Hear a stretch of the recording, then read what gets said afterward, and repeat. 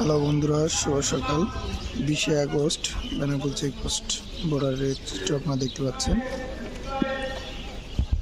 পাচ্ছেন আজকে যাত্রী যাতায়াতের দৃশ্য প্রথম সকালের।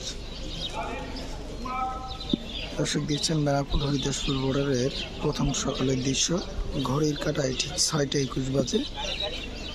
বেনাপোল চেকপোস্টের কার্যক্রম সকাল 6টা 30 অনুষ্ঠিত হয় এবং সন্ধ্যা 6টা 30 পর্যন্ত এই কার্যক্রম চলে। দেখতে পাচ্ছেন এখনো 10 মিনিট পরে কিন্তু ইমিগ্রেশনের কার্যক্রম শুরু হবে। দর্শক, ভিডিওটি কেউ কোথা থেকে দেখছেন কমেন্ট করবেন।